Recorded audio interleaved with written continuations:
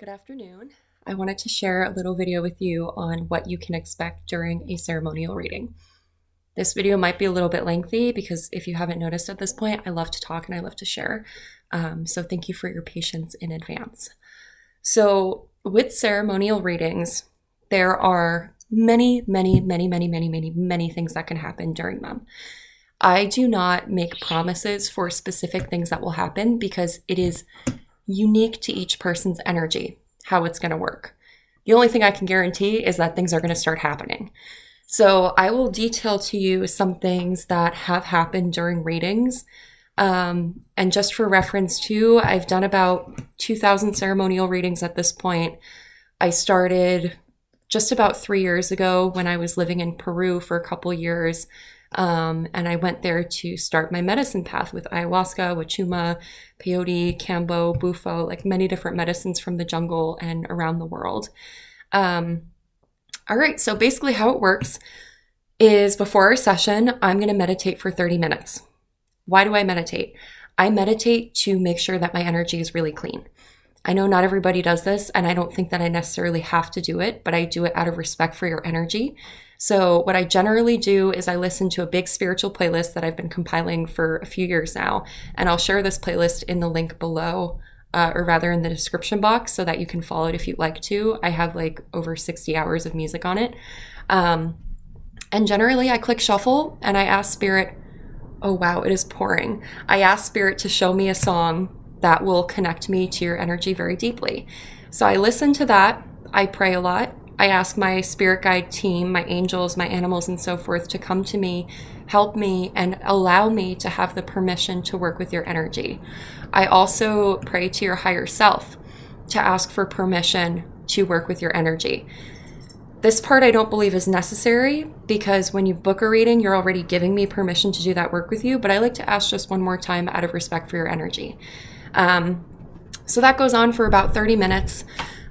Sometimes I'll take a piece of paper and I'll start scribbling down notes of different words, phrases, pictures that come to mind during the meditation because I have a contract with Spirit that information for the reading is allowed to come in 30 minutes before. Why I do that is because sometimes I start acting like you without even realizing it. So I think back to a specific time a couple years ago, I was about to do a reading with a new client. And before I sat down to meditate, I found myself acting really clumsy. Like I hit my head on a beam on the ceiling in the house I was living in. I tripped and I bumped my foot on a bed and I dropped my headphones and I almost stepped on them. And when I got into the reading, I realized that my client was very clumsy and that they had difficulty with spatial awareness. And when I brought that up, they were like, oh my God, that sounds just like me. So this allows Spirit many different ways for me to receive your energy and attune myself to it in my entire mind, body, and spirit. So it's a completely encompassing experience for me. When we go into the reading, we'll have time to say hi. I'll go over a couple of things. Like, first of all, I record every reading, but you're welcome to ask me not to if for any reason you don't want it recorded. I always send the recording to you after the session so that you can download it and have it for yourself. Second of all, readings are a judgment-free zone. No matter who you are or what has happened in your past or present or whatever you're dealing with, I'm here for you. I'm not here to judge you. I'm not here to say your energy is too dark and I can't have you here. No, all of you is welcome here. We're all human beings. We all have our own crap. We all have mistakes and failures, and I'm here for humans. So we'll also review if you have any questions or comments or concerns before we actually jump into the reading, that's fine too. Some people like to start with the general direction. Like if you've had a lot of readings before and you don't need me to cover certain topics, some people will get on the call and be like, I just want to look into my career or I just want to look into my love life. So we could focus on that. But otherwise, most people just say, we're free to go ahead and see what Spirit brings to you and we'll go for that. Another thing about readings is that I am not the kind of psychic who says, be quiet and I will just channel. I'm a human being. I prefer to have a conversation. You don't need to tell me information about yourself before the reading. There is no information that I would be able to get from social media, online obituaries that would ever apply during a reading anyways. So You can share as much as you would like to during a session. Some people find that it really helps to move energy. So this is why every few minutes I'll pause and say, do you have any questions, comments, concerns? Is anything resonating with you that you'd like me to expand on for you? Because we make it a dialogue. Spirit does like it when we communicate a little bit. And I also prefer that because that makes me feel comfortable. I don't like to feel like I'm talking to a robot or like I'm just talking to empty space on the phone. So that also helps me to understand how you're feeling during the process. And like I said, if you give me a little information about something, it's not going to be giving me answers about what spirit gives to me. It's usually very in-depth, it's very direct and very clear. Going up next, some general things that I like to outline during a reading is we usually go into past lives, if that's something that you're interested in. Something to know about past lives is that while they did take place in the past, spirit does not know time or distance.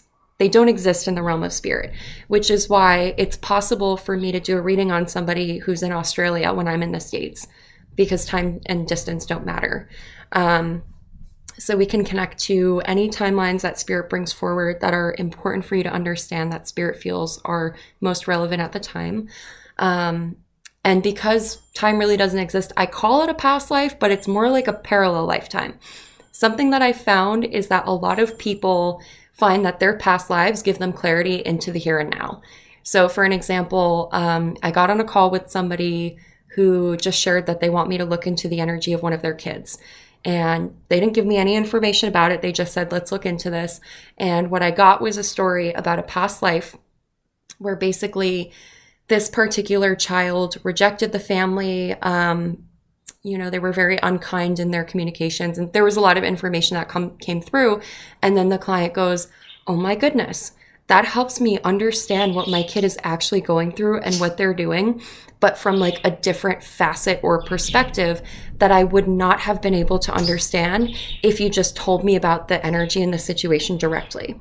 So this is how past lives help us. They help us to get a different perspective.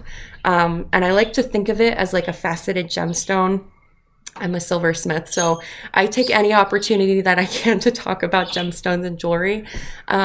But if you think about it like a diamond or a Rubik's Cube, generally we only see one side of it from like our limited perspective of being one person. And then a reading can kind of be like, you're turning it to another facet or another side. And now you can look at it from a completely different point of view, and it can give you a lot of clarity about the situation in a new way. So it helps people bridge connections. We also detail things like love, career. Many times I go over spiritual gifts because that's part of what spirit put me here for, is to explain to you from my perspective with spirit how your spiritual gifts work, how they manifest, and how they might be coming through in confusing ways in your life. And then I help to bring clarity to that so that you can understand it a little bit better or differently. Spirit also likes to drop tools, advice. Sometimes people's guides share personalized like meditation rituals for them, or even sometimes mantras or songs for you to work with. Instruments that you can play, different things that you can do to help your energy along. We also do generally go over spirit guides, spirit animals, animal guides, and oftentimes we also have deceased loved ones. This one can be a little bit different at times though, because it's depending on whether the deceased loved one wants to come through. I can't control that. Most of the time they do come through and they're very communicative and expressive. I generally don't get names of loved ones. What they will tell me usually is what relation they are to you and how their personality was in a very detailed and descriptive way. So if I were to describe somebody who's passed, you would be like, oh, this is this person's name, because it will be made very clear to you what their character was like, how they related to you, what they did with their life and so forth, and they can bring messages through. We can also talk about things like deceased pets. Some people who are really connected to animals, they have their animals come through, living and deceased. We can also talk about, I think I already mentioned like life path and career. I generally get a feel for what somebody's life path is or what they're really talented with. So I like to review that for people. And then also, this is not all the time, but sometimes we have plant spirits come through. I work very closely with plant spirits. There are a lot of plants that I work with. For example, catnip, mullein, bear medicine, damiana, calendula, lavender, rosemary, lemon thyme, marjoram. Those are plants that I grow in my garden or I work with on pretty much a daily basis. So some people who are really connected to plant life, there will be plant spirits that come through to share messages and healing with you. There's also another part to readings that I don't really put into words, but it's something that you feel, is that there's healing that happens. I also say, I have a contract with my spirit team about this. I told them all about this and we worked this out, is that if we come through to find an energetic blockage in your energy, what will happen with that is that we always get a solution to it. And that solution will be that it happens either within that session, in the moment, or I will give you tools where you can work with it on your own, and that you will never have to pay me or anybody for another session to alleviate that blockage. That's my promise to you. Because I have met many people over the years who unfortunately came to me for readings for remediation because they went to other practitioners who basically opened a whole can of worms and then didn't fix it and didn't close that process. And then they were left wide open. And they got scared or confused, or they had to pay people for a bunch of sessions to try to work it out. I don't do that. I ask Spirit to help us clear out any blockages and struggles within the session. So there are also a lot of things that are happening under the surface within the session, which is why I pray before the session, because my intention is to bring Creator into the session. It's not me that has any power. I have no power. My only purpose is to be here to kind of hollow myself out and make room for Spirit to come through. And I liken it to playing a flute. So to play a flute, if you stuff an old sock in it and you blow, there's going to be no music that comes out. So that's why my job is to keep my energy clean so that it can be nice and hollow. And then Spirit can play music through me and pass messages along. Other things, with healing, you might feel sensations throughout the reading. Some people feel like they need to sit outside while we're talking. Some people need to lie down. Some people drink tea. Some people like to have an altar set up too. Some people like to meditate beforehand. And I always advise that before you do a session with me, I don't always have to ask this, but because I've had so many different people coming to me for readings lately, I just want to make sure that before we begin the session, please say a prayer to your spirit team, your angels, your animals, and our Creator to give me permission to work with your energy and to open your heart to the session. Because when you approach with an open heart and that connection, it is much easier to integrate the information. It is much easier to receive healing through it. It is much easier for you to understand the information that's coming through. I guess I'm kind of working backwards here because another thing I forgot to say is that many times before a session, I have a dream about my client. So generally it happens the night before. I might not know which client it is until I get into the session with them, but Spirit will show me the energy and I'll be like, oh, that's your energy. Yeah, I met you last night. So Spirit might bring in messages the night before about the upcoming reading or about you. I don't ask for this. I just remain open.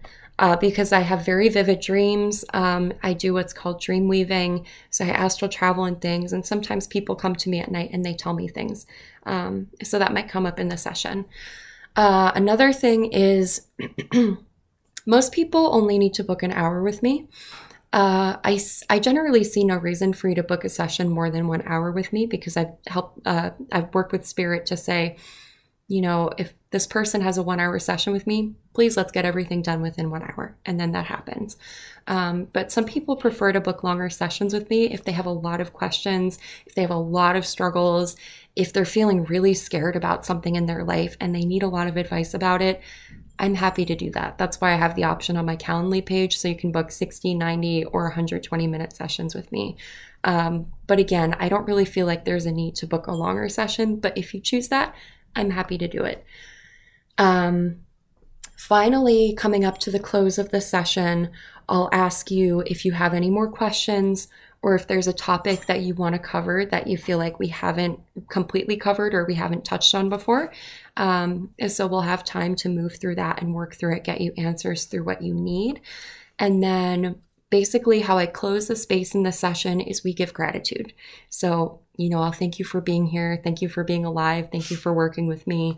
And I might just share like some nice words of whatever I feel about your energy that I really like, because I always like people's energy when I work with them. And it's nice for me to acknowledge that.